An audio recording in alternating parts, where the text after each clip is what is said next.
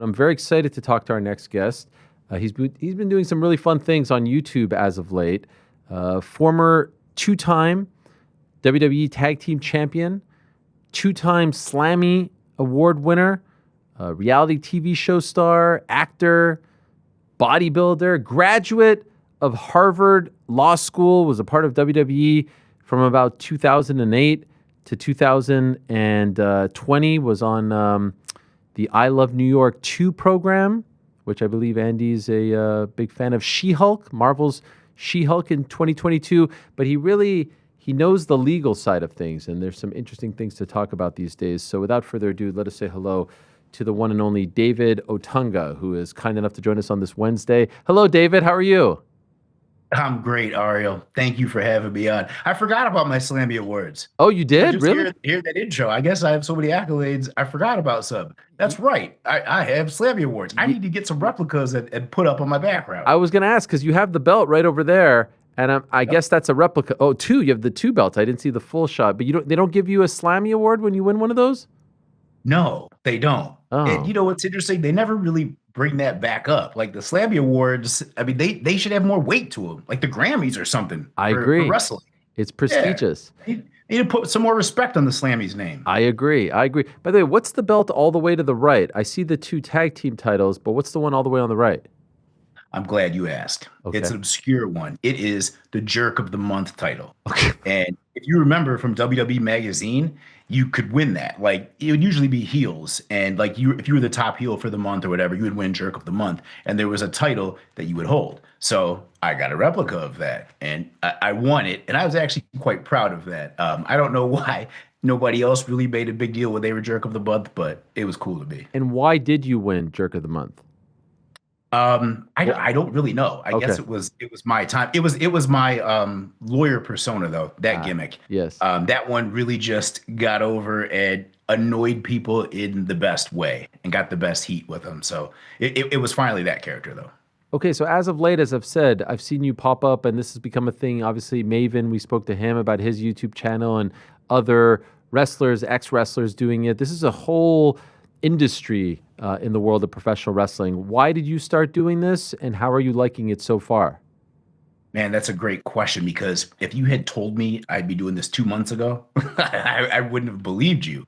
This honestly just started with the Raja Jackson incident. Like I was watching people give their commentary on it, and nobody quite understood because, the lay people didn't understand the wrestling terminology. And then the people who understood that don't understand the legal side of it. And I kind of realized I'm in a unique position to be able to comment on that, being in both worlds. So I made a video breaking it down, and man, it really caught on, and people really liked what I was saying and were asking for more. So I did some follow-ups, and then just the feedback was amazing. And next thing you know, I'm getting booked here and there, podcast, TMZ, you name it. I'm here with you now because of this.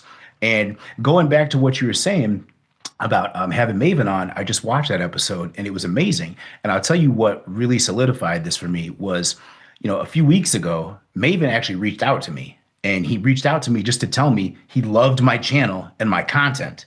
And this was huge for me, because I just was kind of doing this messing around. I wasn't intending on starting a channel and putting a lot of effort into this.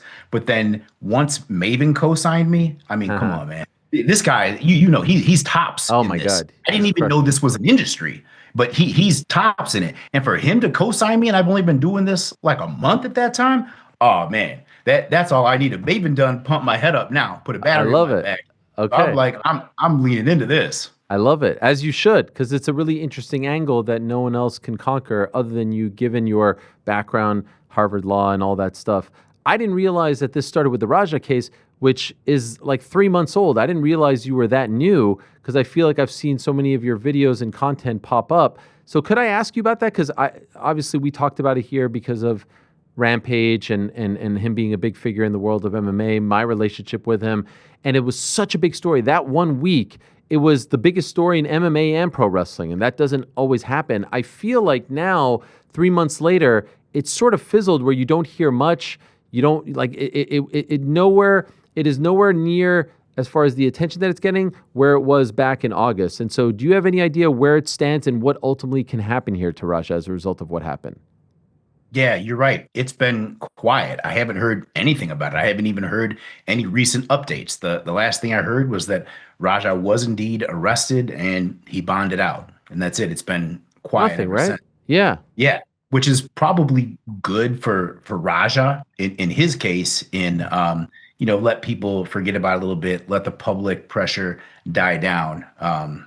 Yeah, it's probably best for him. But yeah, it's interesting.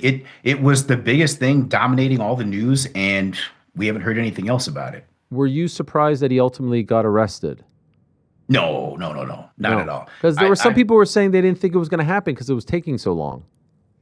It was taking a long time, but I think because this is such a unique case where you have pro wrestling where things are scripted, but unless you're part of the business, people don't really understand. They don't really understand that, okay, it's scripted, but are they really fighting? Are they letting them do this? Like what happened? So when you see that beatdown, you know that it's vicious and you can tell it's not acting, but at the same time, where's the line? And that's what was difficult for people. It would be difficult for police or, a district attorney or somebody. They would have to understand that. So I feel like they did their due diligence and really took their time in trying to understand what was going on. And then they made the appropriate charge. I understand probably a tough question to answer, but ultimately, what do you think happens to him? It's hard because as far as I know, he doesn't really have a record. So I don't know if he would see much jail time. I think the max he could get would be 7 years. He could get 4 years, but they could put on a great bodily harm enhancement, which would be another 3 years. So it could be seven max. But at the same time, I don't think he has a record. So he really could just take a plea bargain and possibly avoid jail time altogether. Who knows? Okay. And I've also been hearing, talked to a few people, and this is rumors as far as I know, but they're saying that Psycho Stu isn't really looking to press charges. And so if he doesn't cooperate with the police, I mean, that makes it really tough to prosecute Raja. It really does. So it kind of hinges on him if he wants to be, the star witness or not. I mean, you don't necessarily need it, but it would help prosecute him. So there's a lot of variables still that we don't know. Yesterday on our program, we had Tony Khan in studio, and one of the topics that I spoke to him about was this Andrade story, where he gets released from WWE. He shows up for one night on AEW, and then reportedly AEW receives a cease and desist, and he disappears, nowhere to be found. And that was like really one of the few topics that Tony seemed a little uncomfortable talking about, and I can understand from a legal standpoint, perhaps he doesn't want to, get into any hot water. What is your understanding of this, and how did this happen, and could it have been avoided if you were Andrade or AEW? Well, how did this happen? This is in all WWE contracts. It's been in them at least since 2017, probably further back than that. And I would imagine it's in most wrestling companies' contracts, and it's a non-compete clause. And in WWE's, it's been in there, and it says it can go up to 1 year. That's in the contract. Although in practice, WWE typically releases talent and there'll be a 90-day non-compete, and it's usually paid. But in this situation, for whatever reason, this is the first time I ever recall WWE wanted to enforce this. They enforced this against Andrade for an entire year without pay. Wow. And that's pretty stiff. And I think if Andrade wanted to challenge this in court, I think he'd likely be successful, to be honest with you. But that's quite a headache and an endeavor in and of itself. So I think the question is like, why is this happening now and it's never happened before? Like, what's the issue? And I mean, I could see it if they were trying to stop Andrade because he was, the biggest thing at WWE. He'd built up a ton of heat or whatever, and then was going to take this over to AEW. But that wasn't the case. Doesn't seem like WWE was doing much with him. So it's not like he was taking a lot of heat or anything or goodwill from WWE over somewhere else. So I'm still kind of confused by this. I'd love to hear what Tony Khan said about it, because I'm just trying to find out more information on this. Well, so I'm curious, why a year and not 90 days? Like, how do they even describe that, classify that in the contract? And how do they determine if it's going to be, because sometimes it's 30 days, 60, 90, right? Depending on if your contract expires or you get released. But I've never heard of the 1 year. Where does the 1 year fall under? Well, the 1 year is what's actually in the contract. In the contract that I looked at when preparing for this, There's just a 1 year. It doesn't say anything about 90 days or anything like that. It's a 1 year non-compete. However, it's up to WWE's discretion because it can be up to 1 year. So they never typically try to enforce all the way up to 1 year. It's just in practice been 90 days. So people just assume it's a 90-day non-compete. But if you Oh. actually go look at the contract, it doesn't say anything in there about 90 days. It says 1 year. And so you mentioned that it's usually 90 days with pay. That's like what it typically is. Why would it be 1 year without pay? How can you stop someone from getting paid for a year? Exactly. Exactly. You're preventing somebody Yeah. from making a living in their trade. You can't do that because here's the thing, and we had to get into this. I made a whole video about this. Yeah. So WWE says that wrestlers are independent contractors, which Oh yeah. means they can work anywhere, right? So if they're fired from WWE, if a wrestler's fired from WWE, they should be able to go work for AEW. Now, if this was an employer-employee relationship, that's a different story because then there could be a non-compete. However, so WWE can't have it both ways. They're treating wrestlers like independent contractors. Or no, they're saying wrestlers are independent contractors, but treating them like employees. That's the issue here. Yeah. And that could easily be challenged in court and likely, you would win. Why do you think no one has done that? Why has no one challenged them? I think I'll be honest. I think most people don't know this. Mm. Forgive me, but like in being a lawyer myself, like I knew this from the time I signed, and I forgot most people aren't lawyers and they don't know what's in their WWE contract. And so like when I made a video about this, I'll be honest, I was shocked by the reaction that it blew up, and people were really surprised by this.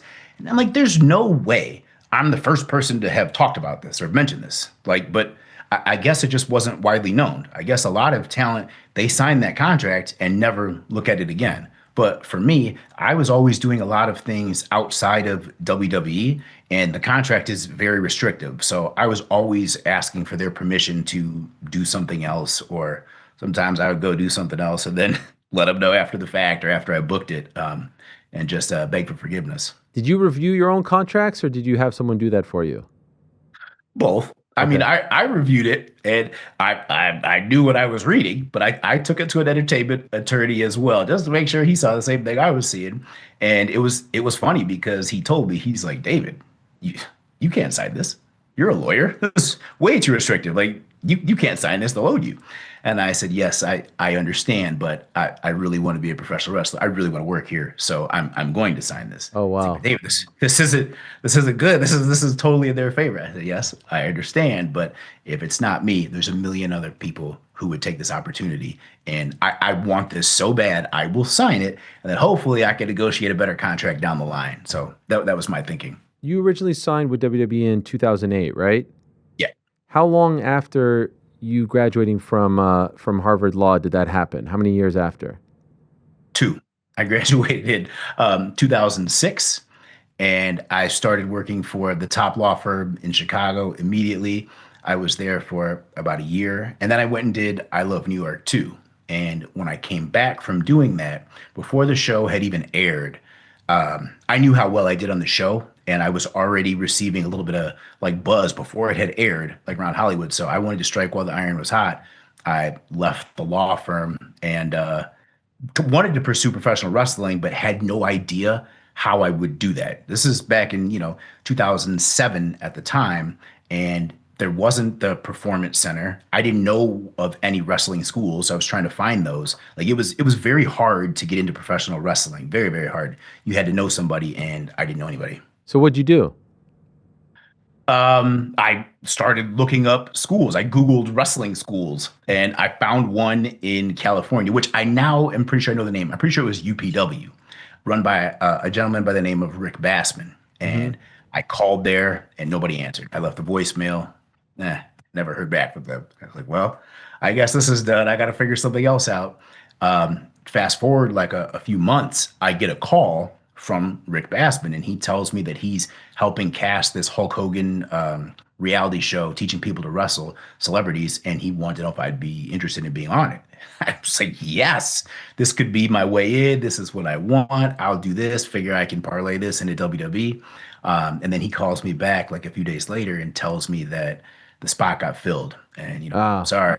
And so I'm crushed. Like, all right, well, now what do I do? And then he tells me, he's like, hey, have you ever considered trying out for WWE? Like, yeah, man, that's what I want to do. And he's like, oh, you don't need the show for that. He's like, I can get you an audition with them. And I was like, well, hold on. I don't have any wrestling experience. And he's like, yeah, don't worry about it. He goes, they'll be interested in you with your look, Harvard Law, your story. They'll be interested. And sure enough, they were. They flew me to SmackDown. I met Johnny Ace. He decided to give me a tryout. They flew me to Tampa, Florida.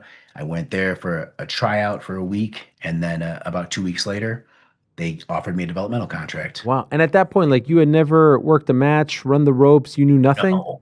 No. It was just about like your look. Yeah, my look and my story, and it was my passion too. And it was because like I really wanted to do this. And I remember Johnny Ace told me that one of the big things was, especially from coming from Vince, was that he always said he respected me because out of all the rookies and the guys who were there, I didn't have to be there. Like I already had a career before this, a dream job for most people. And I left that. I was making great money, but I left that because I wanted to do this. I wanted to do professional wrestling. And so he always really, really respected that and respected my passion. By the way, how did you get on I Love New York, which kind of started this snowball? How did that happen as you're a lawyer, just kind of doing your thing?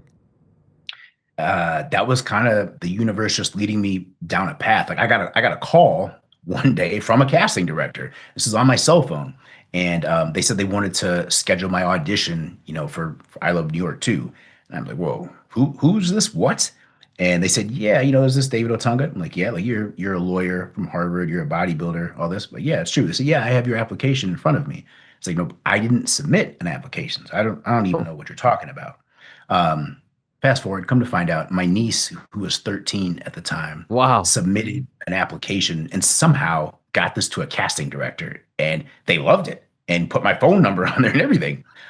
So they were really high on me, but I turned it down, 2 or 3 times and explained to them, look, I work at the most prestigious firm in Chicago. I can't just leave and go do a reality show, especially this one.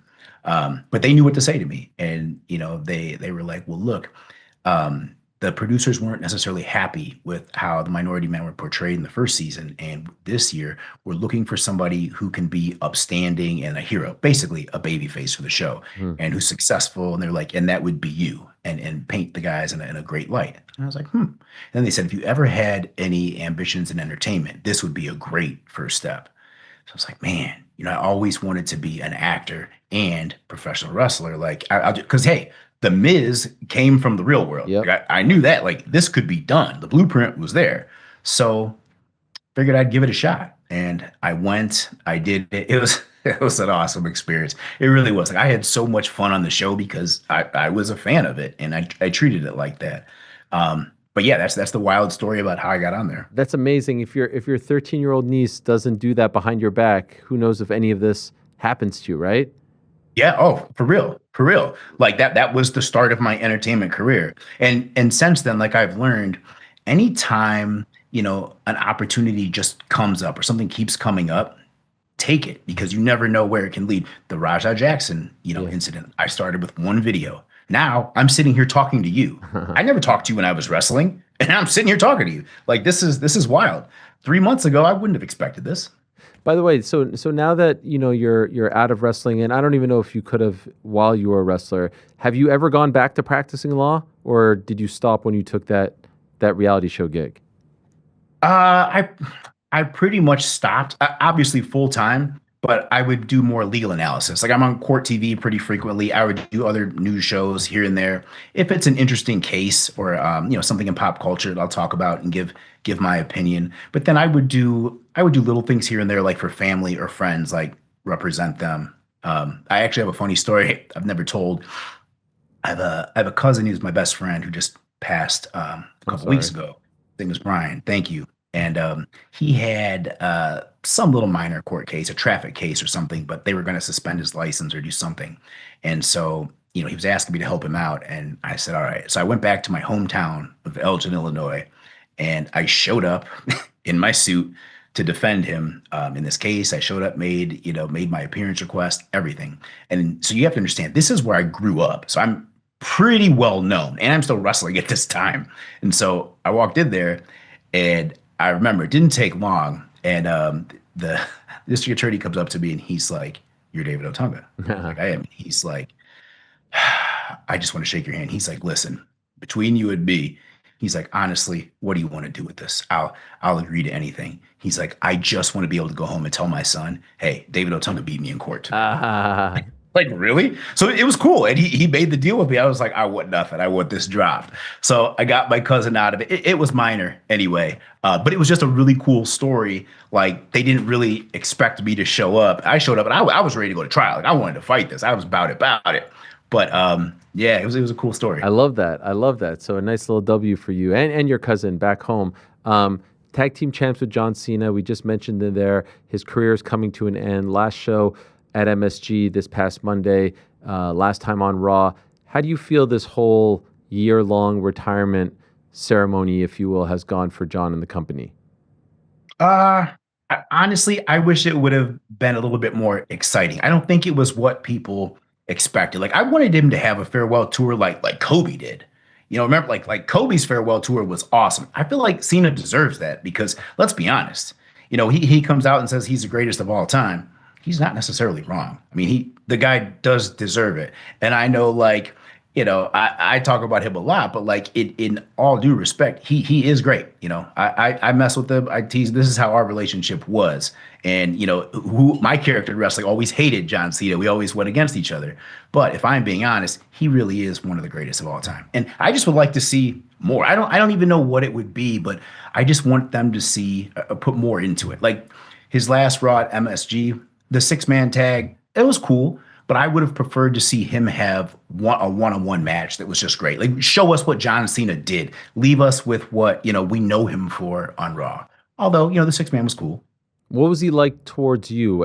You're a youngster at that point. He's an established star. What was it like teaming with him? Teaming with him, it was cool. It was it was brief. It was 24 hours. But no, John and I always had a good relationship. He treated me like kind of like a little brother, and he would show me tough love a lot.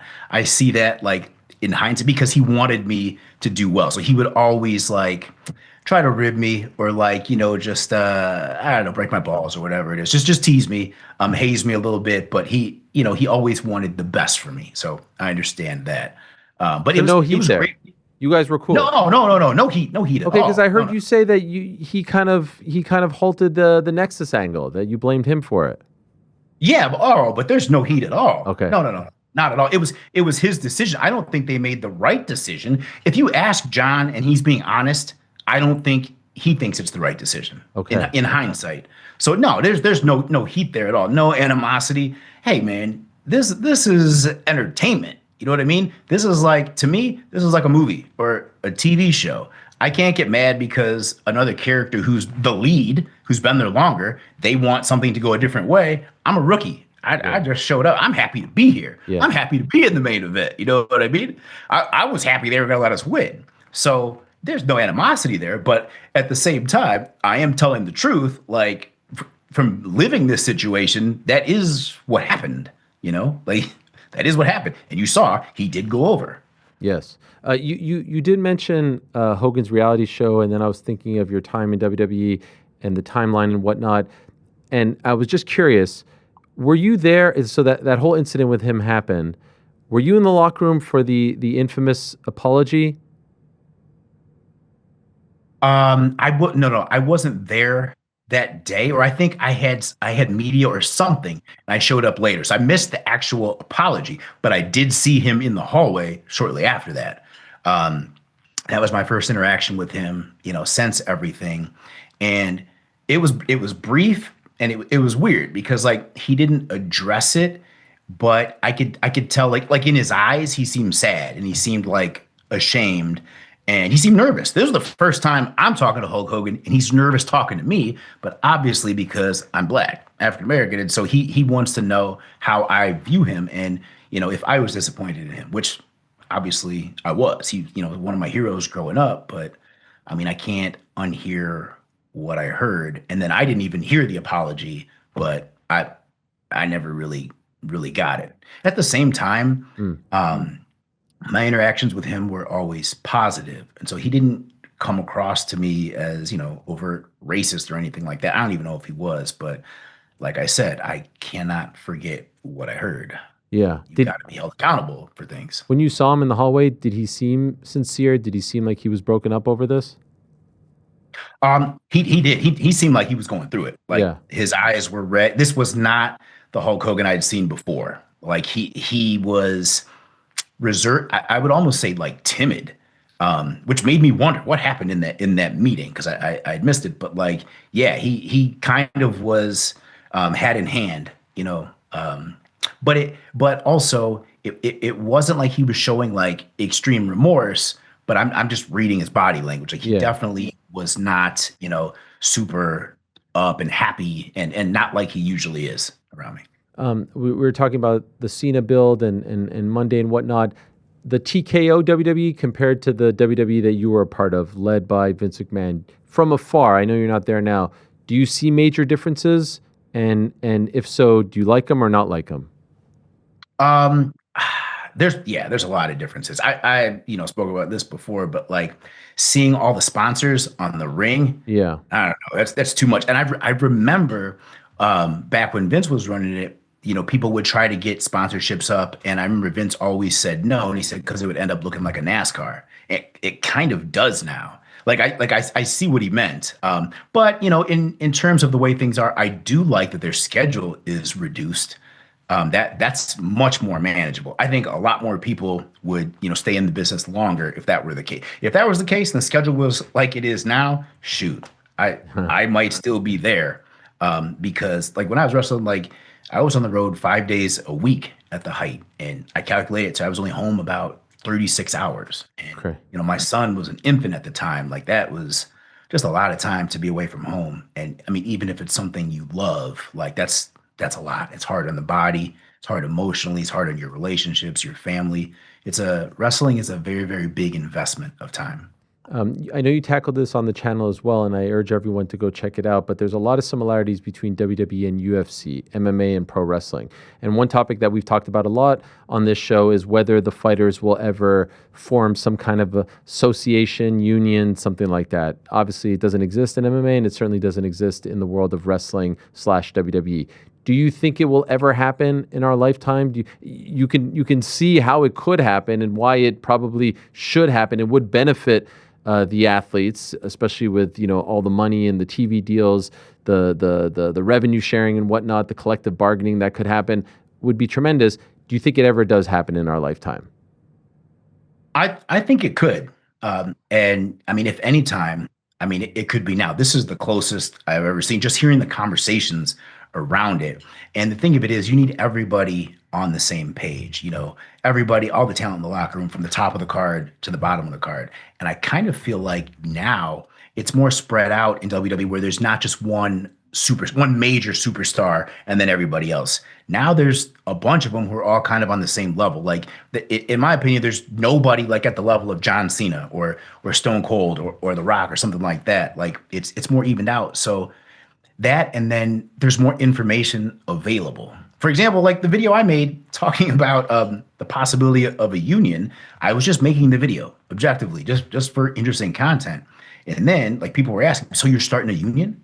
Like, whoa, no, I'm not doing that. I can't tell you. I had a call yesterday. I can't tell you how many calls like I've had and people like asking me about it or they want to join, they want to help. And the thing of it is like now I'm like, wow, what have I gotten myself into? I was just making content. Like I didn't really think about trying to, to be the figurehead for this. But hey, if I can help, I'm more than happy to. Would you be interested? Would you be interested in heading it up? You seem to be a prime candidate. Heading it up, man, that's spearheading it. Spearheading it, yeah, that's a lot of work, but maybe. I mean, I hadn't intended this. Again, like I said, I hadn't intended my YouTube channel, but here I am. I'm loving it. So it would take some more thought. Possibly I could be talked into it. Okay. What is your day job now, other than the YouTube channel? Well, I'm an actor and a stay-at-home father, single dad. That's primarily what I do. Would still act, and then legal analysis from here and there. However, now with this YouTube channel, I'm really starting to focus on making this a priority. So this is becoming kind of a part-time job, and I'm going to start putting even more emphasis into it and making it closer to a full-time. Okay. And what about the reclassification of the way the wrestlers are viewed from independent contractor to employee, from 1099 to W-2? Do you think that ever happens? And could that happen before a potential association? I think that could happen as well, and that could happen before a potential association. At the same time, though, I don't know. I don't know because they've been independent contractors so long. I think something needs to be figured out there. I think something eventually will because there's so many just issues that keep coming up and with contracts and people keep pointing this out how, hey, this isn't right. I mean, I touched on it in my video. So I think something will happen there. Okay. Fascinating times. It's a good time for you to be involved in all of this. And shout out to Maven for spearheading it all. By the way, your last match, 2015, right? Yep. You've never had the itch to put the tights back on? Oh, no, no, no. Sure, I have the itch. I have the itch all the time, but it would need to make sense. I mean, that's the thing is like, I feel like I kind of did everything I wanted to do in wrestling that like I needed to, where I'm comfortable. If I never wrestle again, I could be that's not true. I'd probably want to wrestle at least like one more time. Okay. But I'm content. Like it's not like something I'm actively pursuing, but eventually like when the right storyline or the right time comes along, yeah, I would love to. I mean, I love it. It's really hard not to do it. And I think that's why it's hard sometimes for guys like watching the content because it's like, man, I want to get out there. I want to do that. Oh, I would have done this. I could have done that. But like I love watching all the young guys and stuff, do it now, and I'm super happy for them. And they inspire me. That's the thing is like when you see really good wrestling, it inspires you to be like, yeah, I want to get out there and do that too. So every now and then, I do feel like that. And like I always say, like people ask me like why I retired or am I retired? No, I never said I was retired. I just haven't wrestled in a long time. They wanted me to do, commentating, and I was doing that. And then just focused on more acting roles for a while. But, I always love wrestling, will always be a part of it. And yeah, I'd love to get back in the ring, and I'm sure I will at some point. Okay, so if it's one more match, what's the dream scenario for you? Who's the opponent? Where is it? Paint the picture. Well, I would probably say like my dream would be not even just one more match, but like a character. Like I would love to come back as kind of like a manager. Okay. But imagine Paul Heyman. Yes. But who can get in there and kick some ass when he needs to. Like I actually have a really, really dope pitch that would be awesome, but I can't share it because somebody will steal my idea. Oh. WWE's stolen so many of my ideas, over the years, and they're legally allowed to contractually because they would own my IP, anything I come up with. So, but I'll say this: I have an awesome idea that would work at any wrestling promotion, a really, really good storyline, and for a faction. And I've never seen it in wrestling before. Okay, but wow. I'm keeping that tight-lipped. No. That's covered with I got to be signed an NDA. I got something that would be great. Okay, that's a good tease. That's a good old-fashioned tease. I love that. For now, we'll continue to check out the YouTube content. Well done with that. Keep it going. Great to meet you. Great to have you on the show. There may or may not be members of our team who are big fans of your work from the reality show TV days, so salute to you. I'm more up to speed with your wrestling work, but I know you had a whole different chapter prior to all of that, so much respect, and again, great to have you on, and I love the contract stuff, I love the union stuff, all that, so I think you've owned that lane really well, and looking forward to what more stuff you put out as well. Thank you. Thank you so much. I appreciate it. Thank you for having me on. The only thing I'm disappointed about is I'm not there in studio. I was trying to get one of your coffee mugs. I love my coffee. I got to add it to the collection. Yes. My iced coffee right here. Next time you're in the city, we'd love to have you in anytime. Absolutely. Thank you for that. All right. We'll talk to you soon. There he is, David Otunga, kind enough to join us. Check out the YouTube channel. He's doing nice things over there. And again, it's a different side, and there's a lot of similarities if you're an MMA fan, a lot of similarities between the world of pro wrestling and the world of MMA. So it is interesting stuff, and that Andrade story is an interesting one as well. Thanks for watching this video. Before you go, if you haven't already, hit that subscribe button for us. Also, give us a thumbs up, leave a nice comment. These things go a long way. And while you're here, do check out the rest of the channel. We've got live shows and full interviews, clips, and a whole lot more. We're doing big things here, and we appreciate your support very much.